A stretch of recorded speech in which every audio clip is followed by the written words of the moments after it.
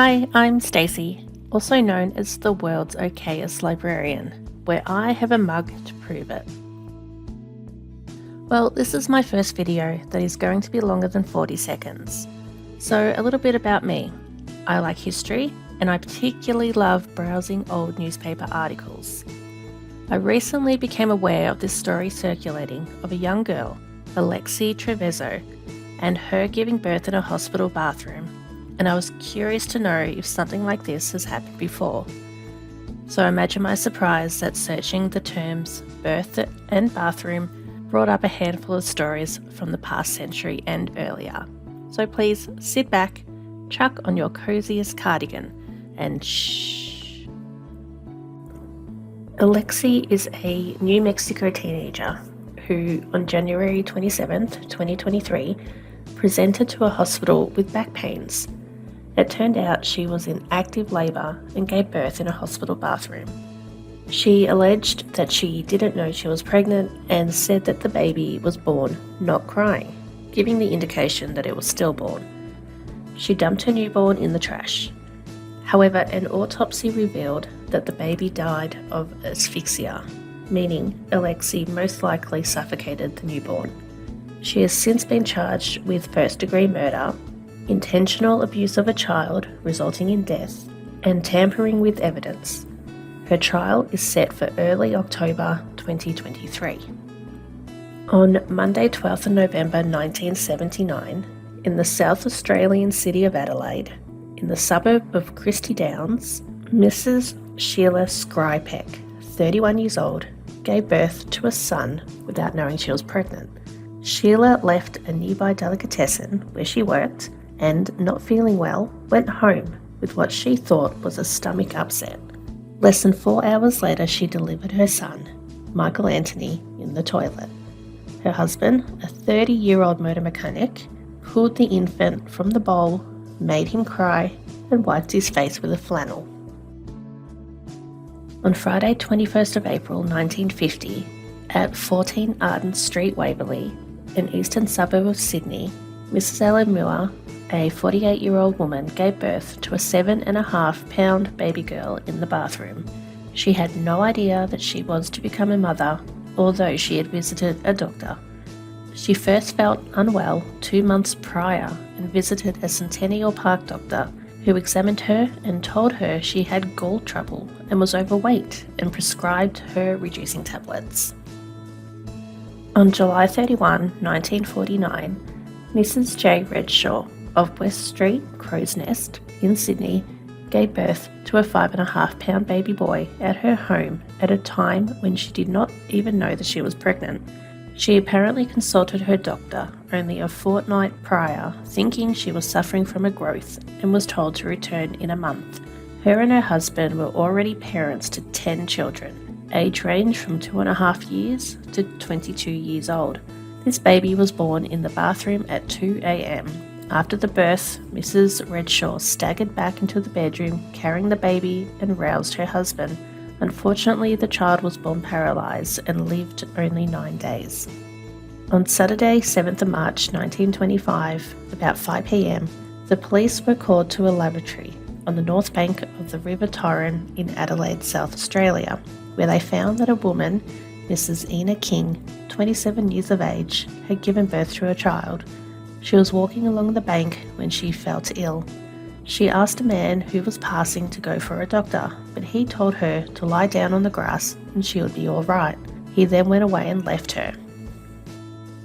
But the story that is most related to Alexi is the story of Ellen Jane Sutherland. Let us go back to 1919, over 100 years ago. Ellen Jane Sutherland was a 19-year-old woman who was living with her parents in Norseman, Western Australia. Apparently she had kept company with an Austrian prospector, Bob Wojcicki, with the result that she was to become a mother. The girl was sent to Mount Lawley, a suburb of Perth, about 640 kilometres away from Norseman, to live with a relative, Mrs. Isabella Foy, widow and dressmaker, residing at 28 Walcott Street.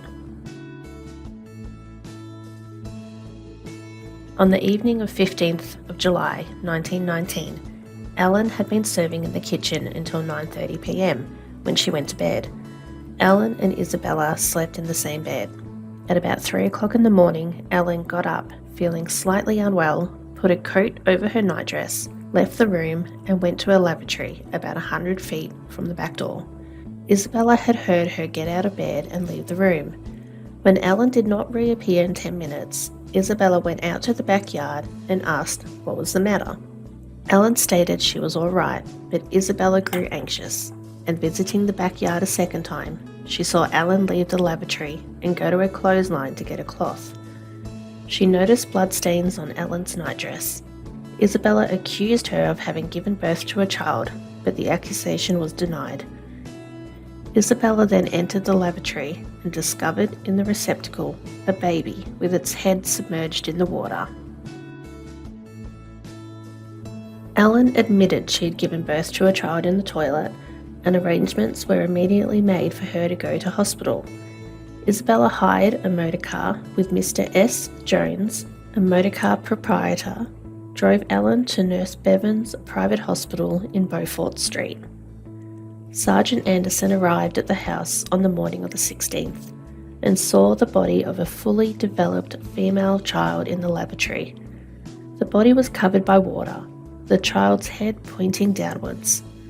The sergeant did not remove the child. He summoned Detective Sergeant Condon, who made further inquiries. He placed the body of the baby in a box and sent it to the city morgue, where a post-mortem examination was conducted by Dr. Barker, resident medical officer at Perth Public Hospital. The same morning, Dr. Clements received a telephone call, where afterwards he visited Nurse Bevan's private hospital and examined Ellen, finding that she had recently given birth. She gave details of what occurred, stating though that she did not realise that she had given birth until she reached Nurse Bevan's. Dr. Clements believed Ellen's frame of mind at the time was not abnormal, but he did think it was unusual for a woman who admitted intimacy with a man to be unaware that she was pregnant. In the short time that Ellen had lived in Perth, Isabella had frequently questioned Ellen to being in a certain condition and advised her to go see a doctor, but Ellen had always denied that she was about to become a mother, telling Isabella that everything was all right. Isabella also wrote to Ellen's mother expressing her fears, but received no reply. She thought that if her mother believed that it was true, she would have come to Perth. Dr. Barker, who performed the post-mortem, attended the investigation by the city coroner on Thursday, 7th of August 1919. He said that it was a body of a full-term child, which had lived for a short time, and in his opinion, death was due to asphyxia, but the actual cause of death he could not say, thinking that the child after birth had been dropped into a receptacle of water. He also thought that a woman could not unknowingly give birth to a child, but he had known of cases in which premonitory pains had been entirely absent. After a brief retirement, the jury returned the following verdict. The female child came to its death on July 16th at 28 Walcott Street, Mount Lawley, from asphyxia, caused by her head being submerged in water, the child having been born into the receptacle of the water closet. We find that the mother went to the water closet as she thought for the purpose of obeying a call of nature, but she was also aware that the child was born into the receptacle immediately after it was so born that she possessed the power to remove the body of the child before its life became extinct, but she willfully neglected to do so. After hearing the verdict, the coroner committed Ellen for trial on a charge of manslaughter. This next article really paints a sad picture. The lone figure of a frail 19-year-old girl seated in the prisoner's dock touched the hearts of those persons who were present at this morning's sitting of the criminal court. The young woman sat with bowed head, and occasionally, so great appeared her mental strain, her body twitched convulsively. She was charged with the manslaughter of her child, and during the conduct of the case, she scarcely raised her eyes except to glance occasionally at the jurors. in whom she placed all hopes for leniency, for she was unrepresented by counsel. Dr. Stowe, Crown Prosecutor, informed the jury that Allen did not even try to preserve the life of the child when she had the opportunity, and therefore disregarded her motherly duty. He alleged Allen as having been perfectly sensible, and when a woman was in full possession of her senses, she should do something to save the life of a child born. If Allen carelessly admitted to save the child's life, she was guilty of manslaughter. The jury must try and view the case without sympathy, because in such circumstances, it was natural for sympathy to play a big part. It would be dangerous if the law were to allow to grow up a feeling among the community that newly born children could be cast off as so much rubbish. Dr. Clement, who was the doctor that examined Allen after the birth, stated in evidence that it was possible for Allen to have been in sufficiently normal condition to take steps which would have enabled her to save the child's life. But the girl stated to him that she did not know what was happening and didn't know she was pregnant. His Honour, Mr. Justice Burnside, in addressing the jury, stated that the evidence showed it was clear Allen had omitted to remove the child from the receptacle in time to save its life. However, if her condition was such that it stopped her in knowing what she was doing then, she was guilty of negligence and not manslaughter. These cases are very unfortunate. They are painful, and sometimes, I may say, they are scandalous, His Honour proceeded. It was no use mincing matters, and it must be said that juries, occasionally, were influenced too much by sympathy. Whatever sympathy the jury might have, it was his duty as Honour to tell jurors that sympathy formed no part in their judgment. Everyone sympathised with unfortunate girls or women placed in similar circumstances to the defendant, and jurors found it very hard to make up their minds what to do.